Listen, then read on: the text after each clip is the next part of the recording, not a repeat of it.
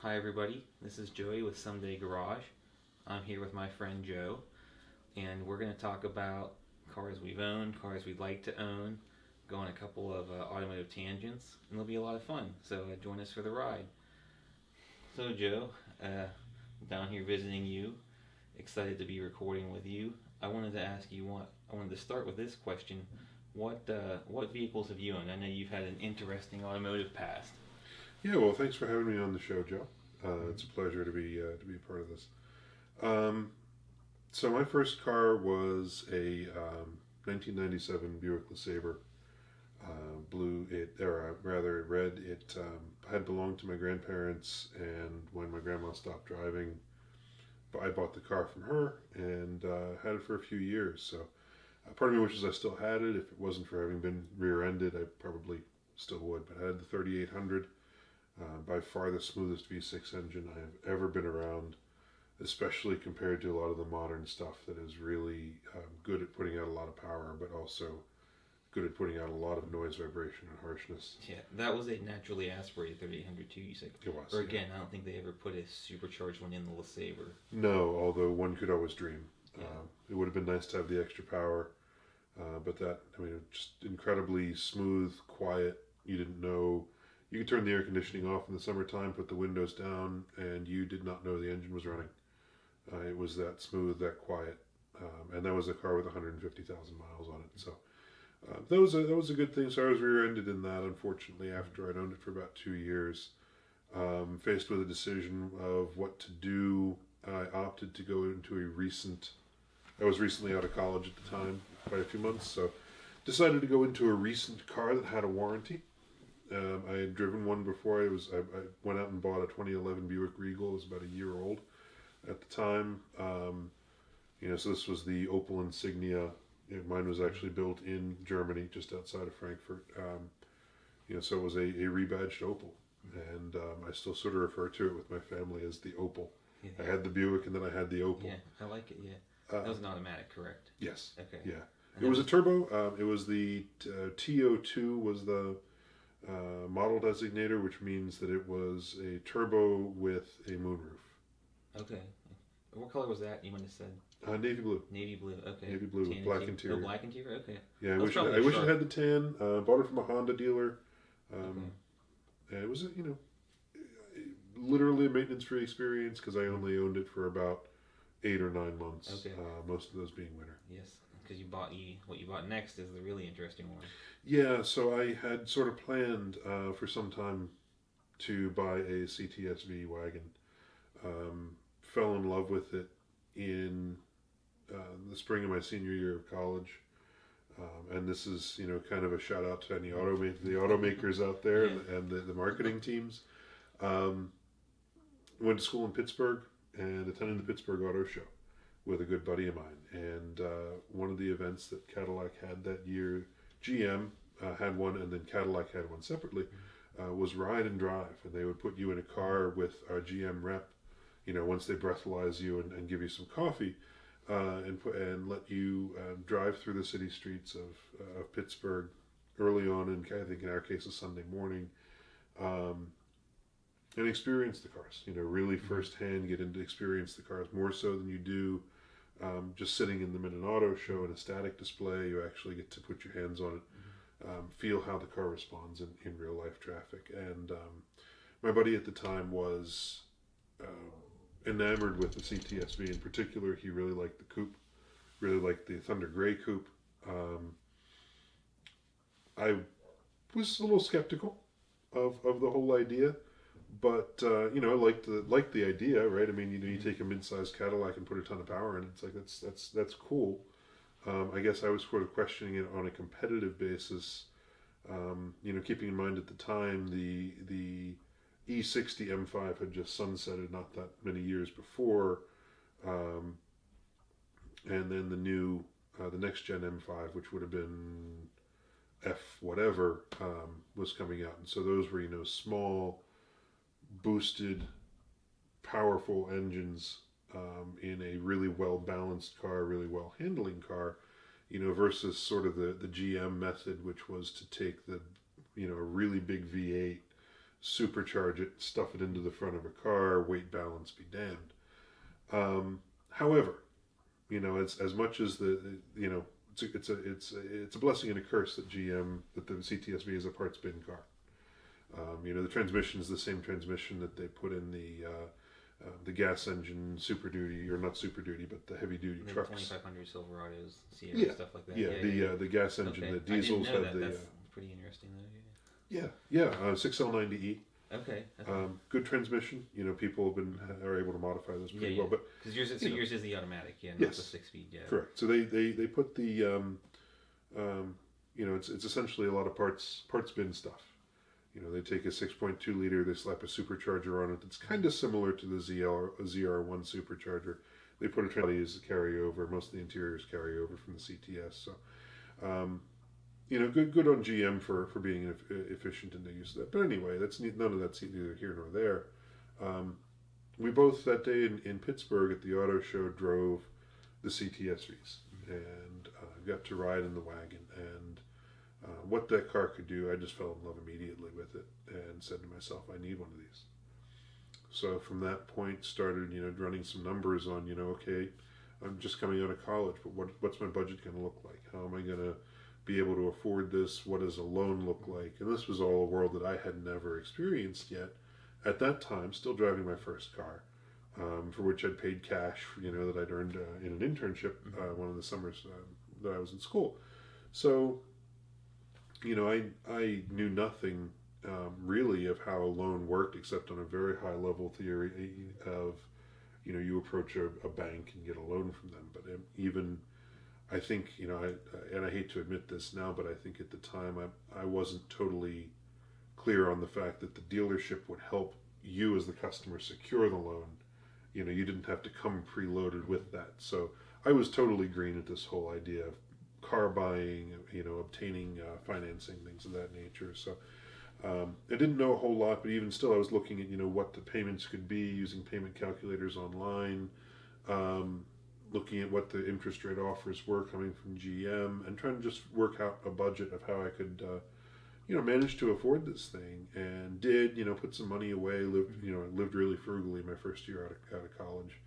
I wasn't making a ton of money. I was making probably a better than average salary for a 22-year-old in a lower than average cost of living area, which definitely came in to benefit me. But I lived really frugally, and had a nice little 5-figure chunk of change set aside.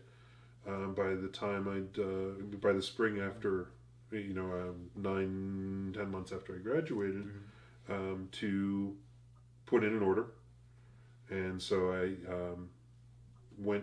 shopped around a little bit, and the salesman I worked with was a friend of a friend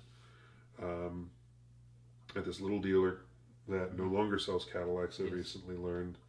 I didn't know that. Yeah, I do remember you were very happy with the dealership. You did tell me when you bought it from. Yeah. We won't mention it on here, but at the bleeding edge of Western Pennsylvania, little Cadillac store. Kind of went to them with the logic that hey, a small store.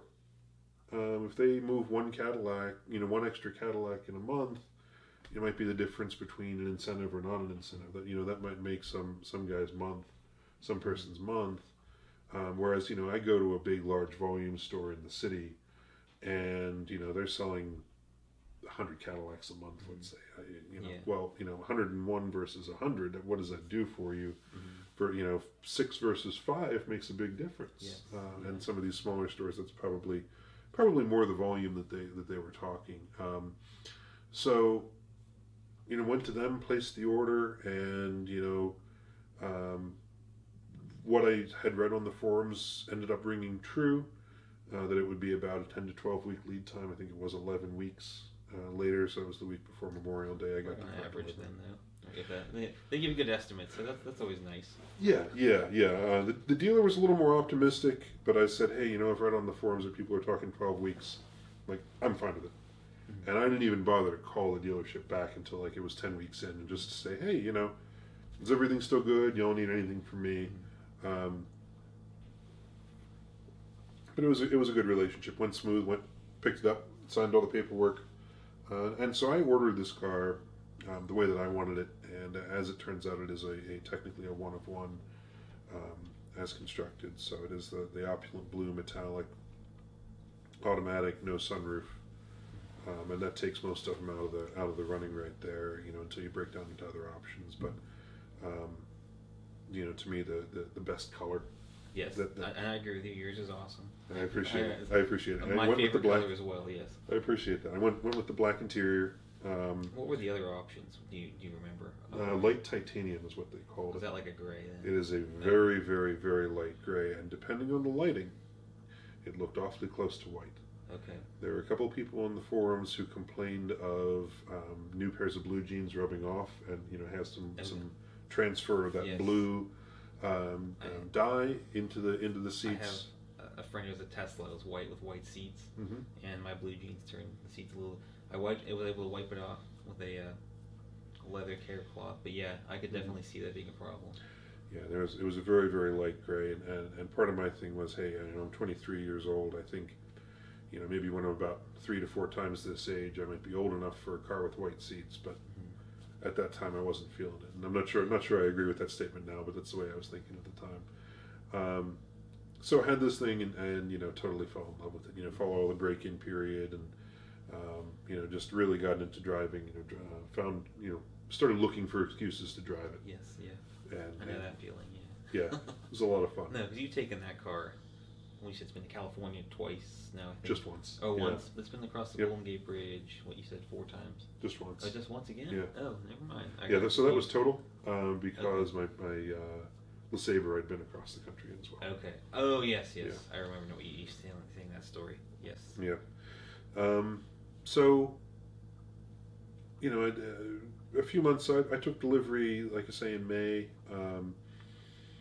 Summertime was great. Loved it. Was looking for reasons to drive. So there I am in Western Pennsylvania, and winter's coming. Sort of looking at what do I do with this? Okay, do I buy a set of winter tires and switch them over? That's what a lot of people do in Western Pennsylvania.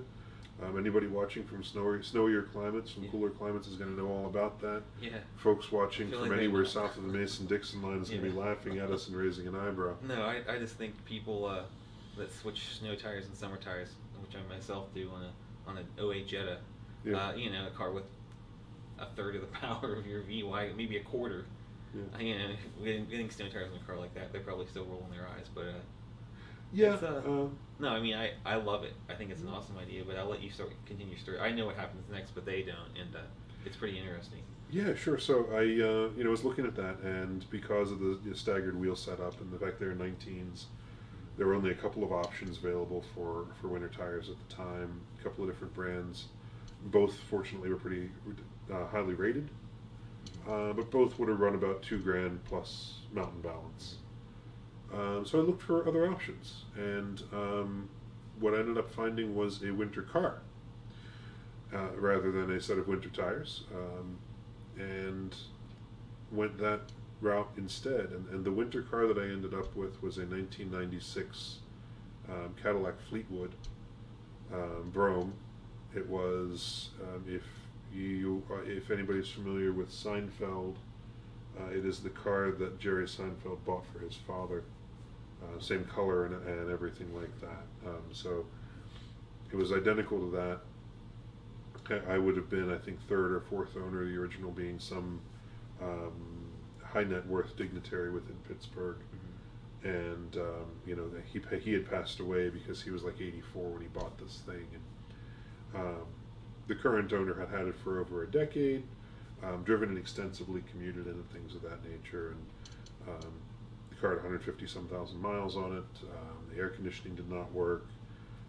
So total once, I believe, or minor accident or something. Not that I'm aware. There was a dent in the one side, but I don't know of any. Okay. I never ran a Carfax on it, to be honest with you. So okay. No, that's fine. I don't know. I thought it made a guardrail once, not badly, but I thought the one side. I can't remember that. No. I remember seeing that car, but that was many years ago. Mm-hmm. It was fun. I mean, it is a blast to own a car and to drive a car that you don't care about. Yes. And this thing cost me $1,100. I mean, at that try point, finding a Fleetwood like that nowadays. True. Like, I mean, even the body was pretty good. I mean, there was no rust on it. It had the chrome wheels. Like I say, 150 some thousand miles. So I mean, the seats, the driver's seat in particular, was pretty flat. It really could have used restuffed. Yeah. But no rips in the interior. $1,100. That blows my Yeah. mind. Yeah. Man, I'd buy like 10 of them. If I could, yeah. If I there were could 10 find 10 left, there might be 10 left. There was no rust on the body. I mean, the underside had plenty of surface rust. Mm-hmm. Nothing's too structural. A Pennsylvania car at that age, 10 plus years old. Yeah, Western PA car its entire life. And it ran pretty well. I didn't have any issues with. That's it. Engine or transmission. It It is the LT1. Okay. It did have OptiSpark. I did end up having to replace the OptiSpark because basically it got to the point that I couldn't drive the car in the rain, or even if there had been a heavy dew the night before, because it would just be misfiring constantly. And while I would get to my destination, you just don't want to be doing that. And that's the thing. It wasn't financially maybe the best decision ever, but it was cool, and it was so much fun just to drive a car you don't care about. I had so much fun in the snow in that thing, snowy parking lots.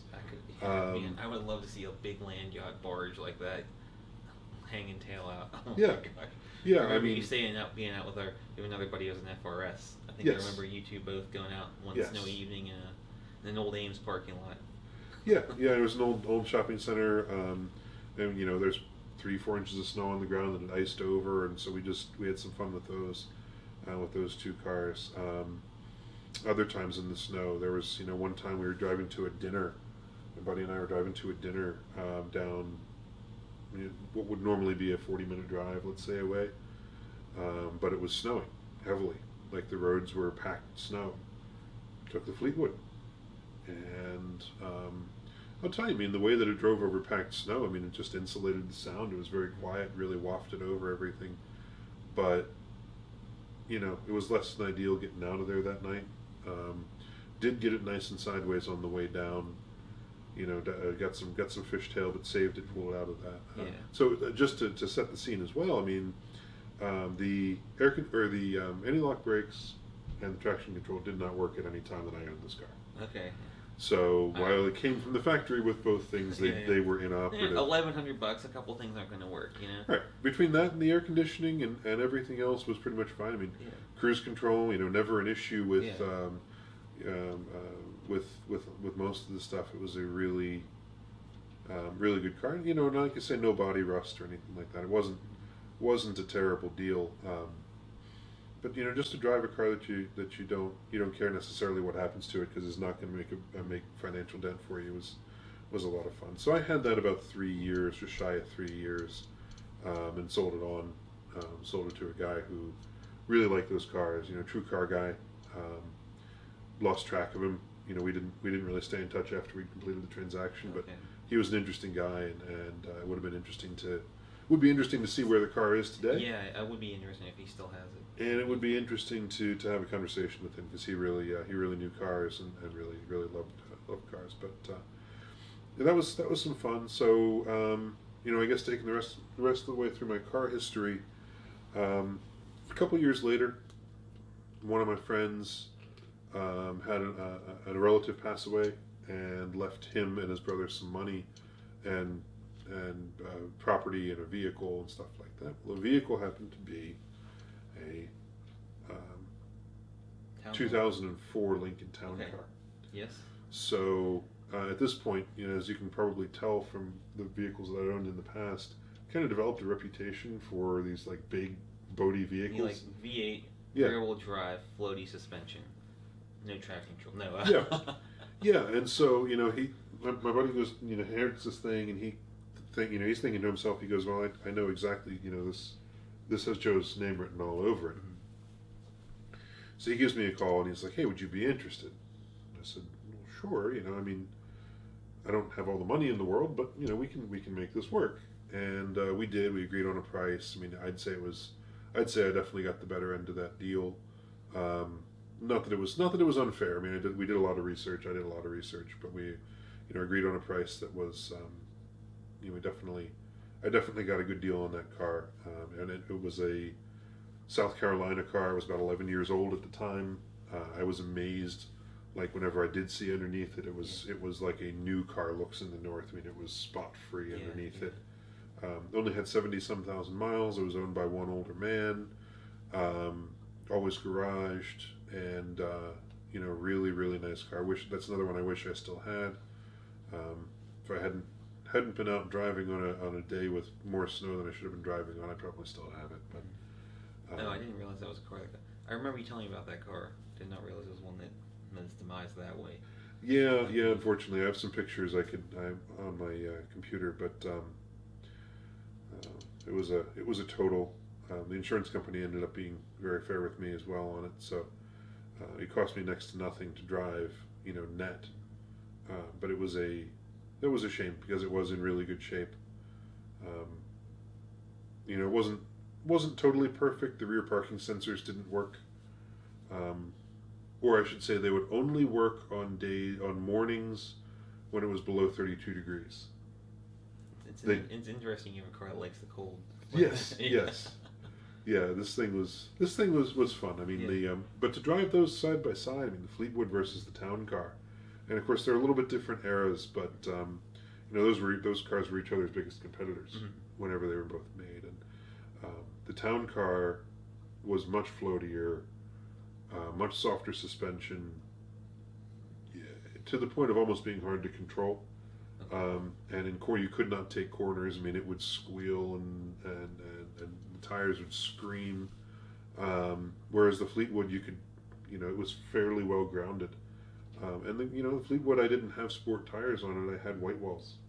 It had some Walmart white walls the previous owner had just put on before he sold it. Nothing super great, but I mean, the car just held the ground. And, I think I don't know if it was, just that GM had built that car to be with a little bit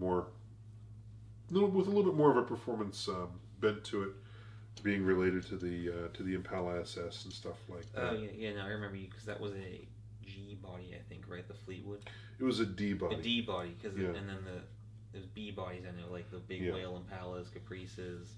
Yep. Roadmaster Wagon. That's which I want. Which we both know that the Roadmaster with the wood paneling is better. Yeah, good luck. Good luck finding wood paneling today, and then matching it to how the wood paneling on the rest of your car has faded. You probably have to do the whole. You'd have to do the whole thing. Yes, and the print is very elusive. That yes. It would not end up looking right, unfortunately. No. But I am impressed by cars that have the original wood paneling in nice shape, because it is tougher and tougher to find. Yes. But yeah, I mean, those were impressive vehicles. So I had this town car for a while, and it was kind of cool. And eventually got a payout, got an insurance payout for that. Then sold the Fleetwood. I was back down for a short time just to having the V. That was about 7 months. I had just the V, and then hopefully summertime.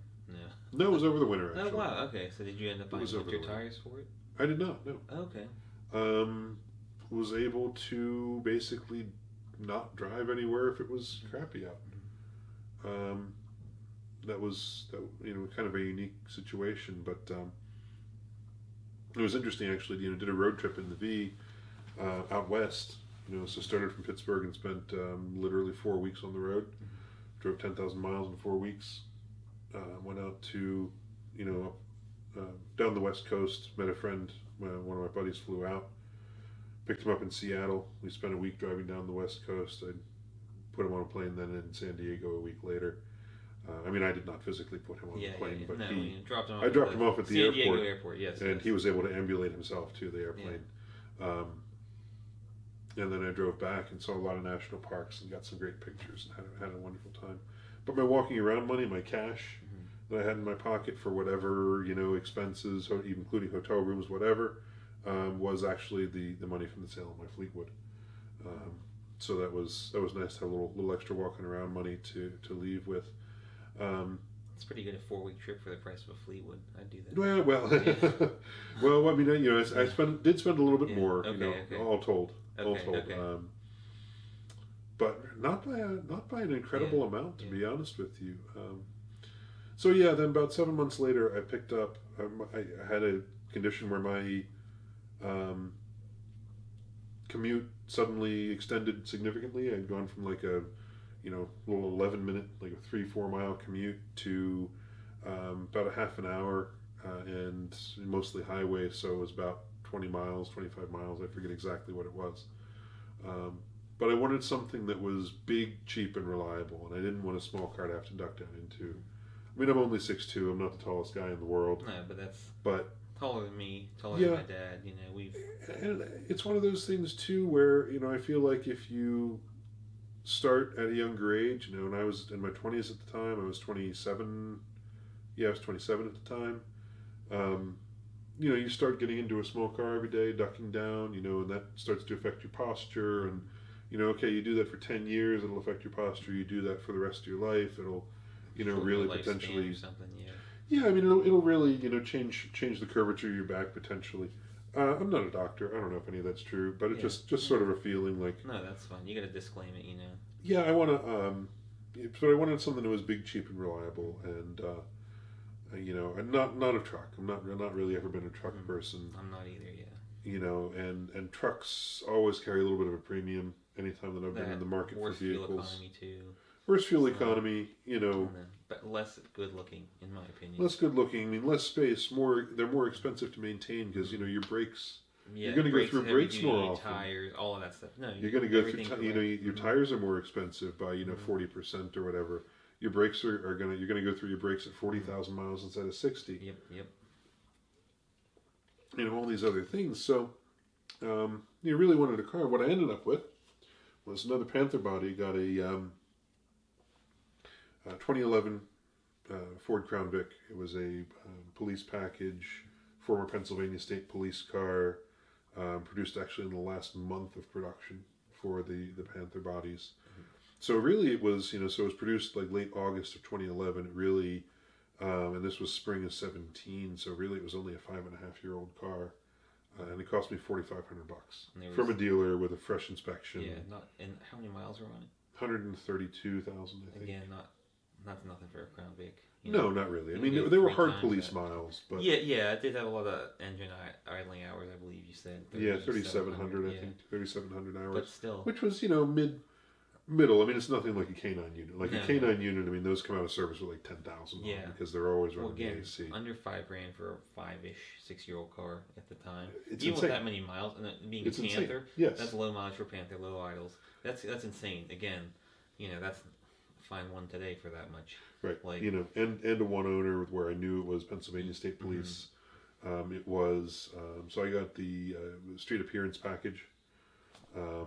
The dealership where I bought it, which was a dealer in my hometown, that I basically we passed them every week coming back from my grandma's house, and I watched as I grew up, when I was a little kid, I remember looking out the window and seeing the rows upon rows of box Chevy Caprices, those 80s to 90s Chevy Caprices, of box Ford OLTDs, and then the later on the early Aero Crown Vics, the bathtub Caprices, all those things as they came out of service. And I remember whenever the first 98 Crown Vics appeared there. So this was a dealership that specialized in a lot of like ex-police cars, etc. Okay. Yeah, the dealership is still in business. They don't really seem to touch ex-police cars anymore.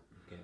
I don't know what changed or why, but they did a lot of that stuff, and I think they did financing in-house too, but I mean I paid cash for it. But I was happy with the transaction and happy with the car.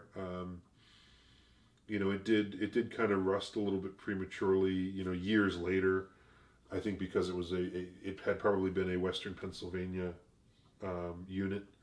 And the reason that I can say that pretty confidently is because whenever I did take it out to Pittsburgh, turned on the radio, all the presets were actually radio stations in Pittsburgh. So I'm thinking that it was based out of like a Greensburg Barracks or Katanning or something like that. Yeah, that's up my alley. Yeah. So drove that, and that was kind of my commuter car. It was great. The air conditioning. Oh man, you could freeze your ass. It could be 100 degrees outside, and you will have frost on your kneecaps. Yeah. It was fantastic. I don't think I ever got to ride. I don't believe I ever rode in that one. Really? Yeah. So the next bit of car history is pretty well, and that's the 1996 Cadillac DeVille that I bought. So at one point, you'd reached out to me and said that your uncle was looking to sell a couple of Cadillacs, asked if I'd be interested. I said, sure, why not? So I met up with your, I guess your dad's cousin. Yeah, cousin, because my great uncle. They were my great uncle's cars. Yes.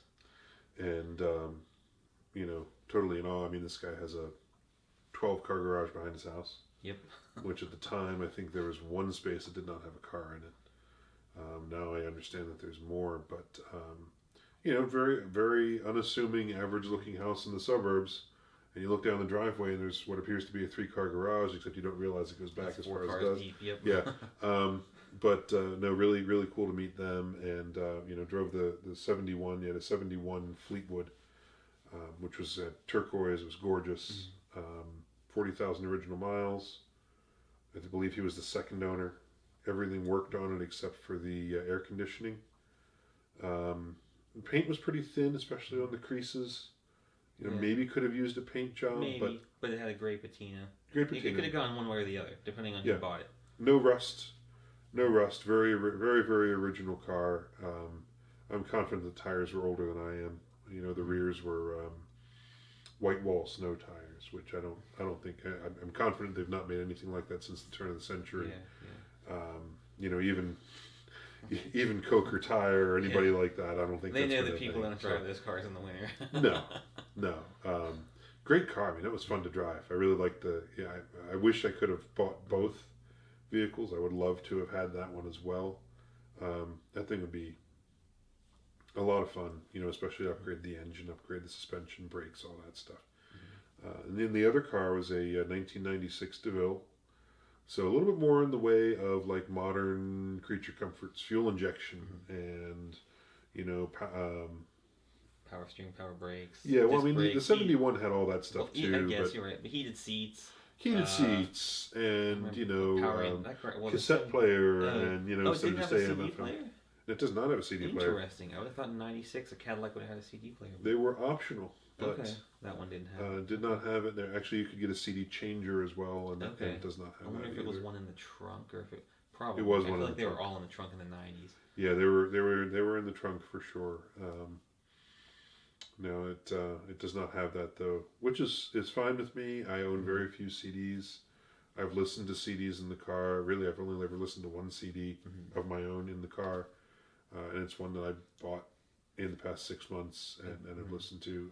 I do think having a cassette player almost makes it easier than a CD player, because I know my first car only had a cassette deck. And you could buy the converters that go in the cassette player, so there's a little wire that runs out. Yes. To your phone, or I actually connected mine to a little portable CD player, so you can always do that. But this car has a good radio, speakers work, sounds nice, rides nice. We were in it today. Yes. Yeah. Yeah, we were. So this 96 at the time, he was again the second owner. It was mileage again. 45,000 miles at the time, and it's pretty loaded for a non-concourse DeVille. It's what they would have probably called a d'Elegance a year or two later. But it has the chrome wheels, you know, the V4S marketing package they call it, but that got you the gold trim, the gold plated logos, got you the factory cloth top, which I know opinions are divided on. In fact, I'm not usually a big fan of them, but it is a factory job, so whatever that says to you. I like that car with the top more than without. Okay. And I really like that one, because yours is blue with the blue top. I feel like it's not that often you see them in that color with the body color top, and I think that looks really, really sharp. Yeah, I agree. I mean, it's in my mind the perfect color combination for those cars. Yes. There were some good choices. It was a tan interior. Tan interior with the dark Adriatic blue. Okay. Exterior, so like a navy blue exterior, and the gold accents, badges, yes. And the chrome wheels. And I mean, so this thing, you know, at the time it had the original tires on it. Yes. They were date coded week 5 of '96, which I realized after a couple weeks of ownership, and I'm like, maybe I really should think twice before taking this down the highway to work. Yeah. We don't go 80 in it, Yeah, I did end up replacing those within a couple months there, pretty quickly. But so yeah, I bought that then, and I've now owned it for over 5 years, and really it's been damn near flawless. I put about 3,000 miles a year on which is the highest rate of mileage it's seen in a very, very long time. Yes, I remember we calculated that out. When I pulled the Carfax on it, at the time I was working for a car dealership, had access to the corporate account. So I pulled a Carfax on it just to sort of see. The first owner had it about 5 years, drove it 38,000 miles in 5 years. So, relatively light usage compared to the averages. The second owner, who was your great uncle, owned it for 16 years and drove it 7,000 miles. Yep. Apparently, from what I understand from his son, who was the person I dealt with, is unfortunately your great uncle was starting with dementia at the time. So I dealt with your dad's cousin. Yep. And he explained that the car was purchased as a retirement gift, kind of a couple years after retirement, celebratory thing. Why don't I buy a nice Cadillac? A nice 5-year-old Cadillac, probably cost about $20,000 at the time. And then he quickly determined that he did not like the car, so therefore proceeded to keep it for 16 years. Yep. I don't totally understand it, but I'm not complaining because I get to be the beneficiary of this. No, and our family. You either buy a car and you drive it to 200,000-300,000 miles, yes. Or you buy a car and you put no miles on it over 20 years. So it's or 50 years. Or 50. Yes, that'll come up. We'll bring that up in another episode. The pair of '67 Pontiacs we have with combined mileage of under like 60,000. It's freaking insane, but no, I mean and that's just sort of a little bit of a window into the other stuff that was in their garage. Yes. A lot of low mileage stuff. Nothing crazy. No 300-mile Firebirds or anything like that. No. But just stuff with mileage that is lower than it should be. Yes. I should have Bill on the show at some point. I think he'd really enjoy it. I'm sure he has a ton of awesome stories. Yes. There's a ton of awesome cars in that garage too. There are, and I don't want to give too much away, but he attended the Lambrecht auction of low mileage Chevys from that Chevy dealership out in Nebraska. I forgot he did that. A number of years ago. So but he didn't buy anything. He did attend in person. He didn't buy anything. I was hoping he'd have bought the Dustbuster Lumina van. I really wanted to see that on his trailer coming back. He has some interesting insights though, and it's some stuff that I've found elsewhere. If you go looking for it around the internet, but I think his insights would be really valuable. For folks who look back at that, I know that there's still a following for those cars. When they come up at auction at a Mecum or a Barrett Jackson, it's always made mention that this was a Lambrecht auction vehicle. Yeah. There's a Facebook page out there for them as well, because they do occasionally come up there, bring a trailer, etc. If a 1960 something Impala with 4.3 miles shows up, that is somewhat specific. But Bill would definitely, I think, have some really good insights on that, on other car stuff. The guy's been around, and he knows. He's one of those guys too, and I really admire this about him. He not only knows cars, likes to drive cars, appreciates what they can do, and understands what makes them tick. But he'll get in there, get his hands dirty, and go and fix this stuff. So, this DeVille, right immediately before I bought it, he had replaced himself in the garage the air conditioning system from front to rear. He went and sourced the parts and replaced the condenser, the cooling lines, the compressor, the evaporator. Everything all the way back the way that you're supposed to do. If you need to replace air conditioning components in an older car, that's what you're supposed to do, is replace the whole thing front to back, rather than trying to replace it piecemeal, because then you'll just expose the next failure point. Yep. So he replaced it front to back. I have driven that car on days where it's damn near 100 degrees, and it has there has never been a problem. It's a dark colored car. Yep. I've driven it in stop and go traffic at 95 degrees. The air conditioner keeps the inside like an ice box. very bearable. Yeah. It's maybe not quite like a Crown Vic. Okay. But it wasn't made for that. Yeah. Right. It wasn't made for the same level of duty. But it keeps the inside very, very, very bearable. It never skips a beat. Haven't had any issues or concerns with it. So North Star car, I believe. It is a North Star car. Yeah. 4.6, 32 valve V8. It sounds pretty good if you get on it, and if the transmission lets it rev high enough. But that car would be a lot faster if the transmission programming was a little bit more lenient. So that's your history, Joe. Yes. So before we close up, I have one question for you that Sure. they like to end with. You have 5 vehicles that you would like to have in your garage someday. Could you pick just 5? Oh, I mean, it'd be really tough. I mean, you have to cut it off somewhere, but you have to cut it off somewhere in real life too. So, I mean, one of them would be the CTSV wagon. I bought that car. I spec'd it the way that it is, and I've kept it for the last 10 years because that is, to me, that is my dream car. Now that I have it, so what is my next dream? If cost is no object, I would love to have a luxury car. Something, I think M760i BMW, something like that. So I mean, essentially an all-wheel drive, 12-cylinder, 600 horsepower, 7 Series. So the thing weighs about 5,000 pounds. Performance-wise, it's very, very similar to a CTSV of the second generation. 0 to 60 in 3.9 seconds. I think quarter mile in 12, or just a hair over 12. Yeah. Plus, I mean, supreme comfort. I mean, everything you could expect out of a $160,000 BMW in the late 20 teens. So that would occupy one of the spots. I don't know. I mean, just for the sake of conversation today, let's say it's a practical garage. This is like money's not really an object, but I'm not going to go crazy. I would actually have to live with this garage full of cars. And so my next choice is going to be a pickup truck. Just something that I don't know what it is. Somebody asked me actually a week ago. I mentioned about wanting a pickup truck, and they asked me why. They said, well, I really like a pickup truck, but I don't think I could use one. And they just said, why? I'm like, well, which part do you want me to answer? And so, why do I want one? I don't know why I want one. I don't know if it's because I'm a guy and I've never owned one.